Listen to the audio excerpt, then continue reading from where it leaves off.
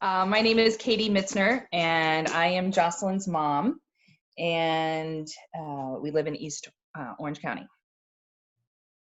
My name's Jocelyn Dasney. How old 12, are you? What grade are you going into? 7. Yes.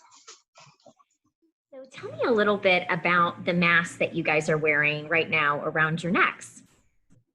So these masks, and I'll show them to you. So these masks were actually given to us by a friend who we connected with on Facebook a couple of months ago.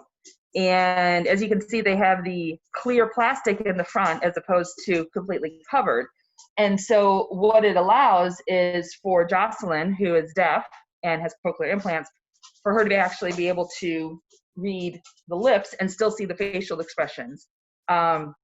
We noticed when we had to start wearing the masks back in March, she was really having a hard time understanding what I was saying because she couldn't see my face. Correct? Yeah. Yeah. Jocelyn, tell me a little bit about how good those masks work, because I've heard some people say it's still a little hard to lip read because you can't see the person's whole face. So how does it work? Does it work a little better? It's just basically like this clear kind of vinyl that you basically just put and you sew into like a little part of the mask. It's a little bit hot, but for me, I normally just focus on the lips. And so as long as the lips are visible, I'm able to see it. And I can do pretty well. with it. What was it like when we first started wearing the masks and we didn't have the clear ones? Oh, it was hard. It was very hard. And I was in a rough time because my hearing aids weren't really working as they were supposed to. So. Tell me about how much you weren't able to hear or how much you were missing with just the regular mask. Like if you went to the grocery store, would you be able to pick up anything? I was probably missing about 60 to 75% of every sentence. And so it was really hard. Mm-hmm. So how do you wish that more people had these masks? Yes. I do wish that they had these masks. But like they should also have like a regular mask, but they should also have that other mask just in case they meet someone. But it's a really good mask, and I really wish more people had them. Yeah. Just to suffice the deaf community. Are you when it comes to like going to a school or to a hospital, are you guys concerned because in those cases people may not have the clear see-through masks? Well, we've had some experiences with Jocelyn actually had cochlear implant surgery in the middle of all this. So we actually spent a lot of time in hospital settings and therapy settings where everyone is required to wear masks, certainly. And obviously the clear ones are not as readily available as the regular ones are. Yeah. And also like the regular masks were also really hard to come by because everybody was buying it. It was like $100 for like 50 masks, disposable masks. Let's tell her a little bit about when we first started going to some of your appointments. It was a little hard because my therapist, she does wear a mask. She does wear like a regular mask. But if she sees that I'm struggling, she'll switch to her clear mask. And so but I've been doing much better since I first got my implants, my activation, but it's still been really hard. Was it kind of scary when you were in the hospital and you couldn't understand what people were saying? You know, the nurses and the doctors were wearing face masks without the clear pieces? Well, I mean, it was a little confusing, but luckily I had my mom and my dad by my side, so they could help me. But also if they knew that I wasn't catching on, they would sometimes pull down their masks so I could see their lips real quick, and then they'll pull it back up because normally there's only one person in the room at a time, other than my parents. Mm-hmm. But it was still a little scary, especially at the reception and stuff, like the receptionist. Mm-hmm.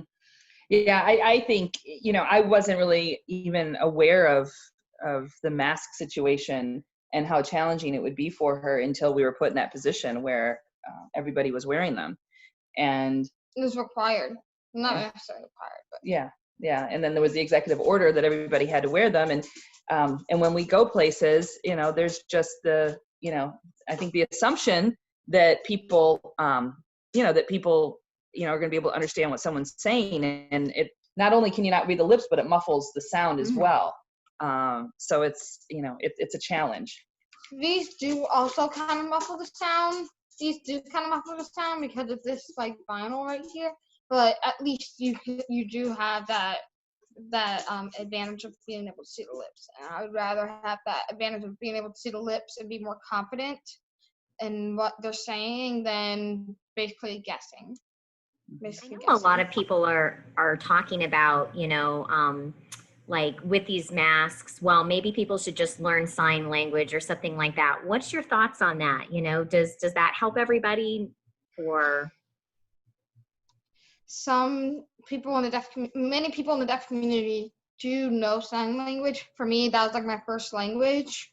And so I still know a lot of sign language. The only problem with sign language is that it takes a really long time to master it, just like any other language. It takes a really long time. It takes probably about 3 years to master it. And so that's a long time. And so I think that they should just be able to try, just like use these. These are a much easier thing. And they're also not really assuming how hard it is. It's really difficult because some of the phrases in ASL is completely different than what you think. It's basically like listening to Japanese. If you don't know Japanese. So it's really, really difficult. And I think the other thing too that we've talked about, and Jocelyn's made me aware of this, is that in the deaf community, a lot of the communication is just facial expressions. Yeah. So we all have been watching press conferences now, and we're used to seeing the interpreters there, and they're very expressive, and they're not wearing, well, if they're wearing masks, then, we can't see those expressions. So even with sign language, you still look at their face for those added expressions. It's really kind of hard to learn it. And so on top of that, I do have an interpreter at school, but like he has so much facial expression that it catches the eyes of my classmates, because they're just like, oh my gosh, what is he doing with his face? And so if they block that, you can only see their eyes, and their eyes don't really give off that much, as much of their lips and their like every other bottom, like kind of like part of your mouth and stuff. What was it like getting the implant surgery during the pandemic, and did you guys have to wait for it? Because I know there were delays in some surgical procedures. Well, luckily, we were planning on doing it before this whole pandemic happened. We were planning on doing it after school finished, so I could finish school, but then this pandemic happened, and luckily my surgeon was the only surgeon to be doing implant surgeries in Florida, and so I was able to switch it to April 30th. So I was able to get it as close as possible, as early as possible, so I could just get it over with. And they did it was fairly easy. I mean, everybody had masks, but everybody was pretty much, there was no one in the waiting room. There's not really anybody else in the actual area so we really weren't really near anyone other than ourselves and the doctor, of course. And there's only one doctor in the room, as like I said. There's only like maybe like the anesthesiologist would go in for 5 minutes and then he would come back out. And then the nurse would come in for 5 minutes and go back out. So it was like a kind of like a machine just going back and forth. So it was fairly easy. So I didn't really have anything to worry about. Yeah. And she didn't have to miss any school. Because since we were virtual, she was able to do some work ahead of time, and then she was able to get back into school probably about a week after surgery. I mean, she wouldn't have really felt good enough to go into the classroom, but she was able to do her work on her computer. So it actually worked out that she was able to get it done sooner and not miss much school. And I've heard of some folks who during the pandemic have had a hard time getting like parts for the implants or even batteries or things like that. Have you guys experienced anything like that? No, we chose AB Advanced Bionics, and they're really reliable. Like, I've had two problems because I have Neptune and I have my implants I'm wearing right now. And my Neptune, my pink one, wasn't working very well. And we just told our audiologist, and she was able to get a replacement pretty fast in like a span of like a week. Mm-hmm. And so it was pretty easy. And then my other one, with my other implant, it was making a buzzing noise, so it had something wrong with the actual processor. And so we basically just sent in a request to get a replacement. It came back like 2 weeks later, Mm-hmm. as well as extra like wires, Mm-hmm. because our wires were too short.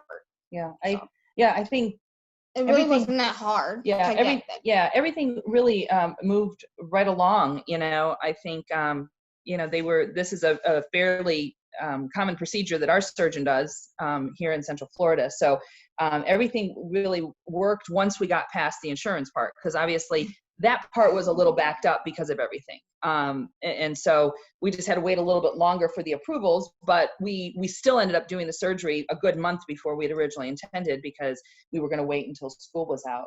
And everything moved right along. But it's definitely been interesting going in and out of doctor's appointments, because everyone's masked up, or they have the shields and plus the masks, and so we've done a lot of temperature checks going in and out of appointments, and It's like temperature check. Yeah, but the doctor's offices do a great job. I mean, they've all come up with different ways to maintain the social distancing, and everything seems to be moving smoothly. For my activation, I had everybody with me, but only one parent or one sibling could go in at a time. And so when one person was in there, the other two would be sitting outside watching through the window and through FaceTime. Yeah. And through FaceTime, so they could see like my reaction and stuff. But it was definitely a challenging thing, but it was still worth it. Yeah. Still worth it to do it. Tell me, and go ahead. And she was activated on her birthday, which was a nice little surprise. So sometimes I think things not being as busy as they normally are sometimes work to your advantage. So she was able to get activated a little early and on her birthday, which was a great birthday gift. Tell me about how life has changed with the implants. It definitely has been. I've been with hearing aids for my whole entire life, ever since I was 4 months old. And just recently, I had about 3 years ago, I got the strongest hearing aids on the market right now.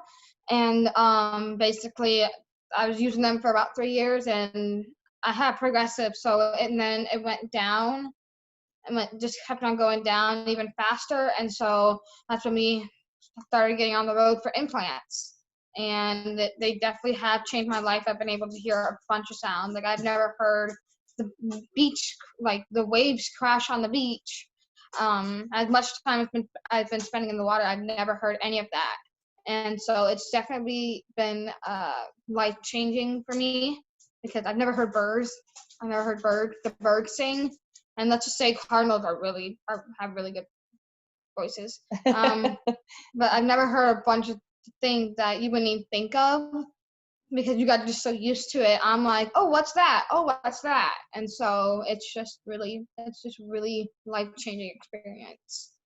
What would you guys recommend for folks when, just trying to communicate with people that might be deaf or hard of hearing right now during this time, whether they're wearing masks or wearing face shields? What sort of things can they do to make communication go smoother? What would you recommend?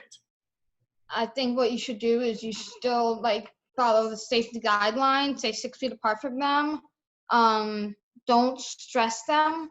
Don't stress them out. Make sure that they're comfortable with talking. And if you are talking with them, make sure that you're visible. And if you do have a mask, maybe if you had a clear one, they would just see your lips. But if you don't have a clear one, you can just take off your mask just a little bit, pull it down so you can speak to them. And if you do know sign language, I'm pretty sure they would really appreciate it. But just make sure you're not stressing them out, because it is really hard to understand when everything's all silent. So yeah, And I know, when we're in places and people are talking to her, because everybody's wearing masks now, it's definitely gotten a little bit better as her cochlear implants have been working, but it's sometimes a challenge. Folks are talking and and she may not completely understand them. So understand if people ask you to repeat something. A lot of people may be hard of hearing. It might be senior citizens who've had just progressive hearing loss because of age, and there's a lot of people out there who just have a hard time with the muffled and their mouth covered. And just understand that speak clearly. That's a big thing. And face them when you speak, because we often have a tendency to turn away and talk, and that makes it even worse. And if you do have to take your mask down a little bit, step back, give that extra space, and realize that this just those masks make it really hard to understand for people who are hearing. Then also, if you might go up and start talking to them, because they'll look like any other person, and so you're gonna go up to talk to them. And we ran into that twice. We were at Home Depot, and an employee was deaf, and luckily I knew sign language, but we did start talking, so he couldn't understand us, and so they'll start notioning like a pen and paper, like write it down.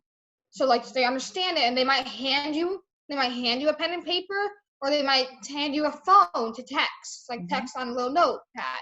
So just watch the first like kind of notions, and that this sign right here does mean a lot. So you'll see like that kind of means something. It'll mean like note, a pen, or something. And so you should just watch for that first kind of steps, and you'll be able to understand everything.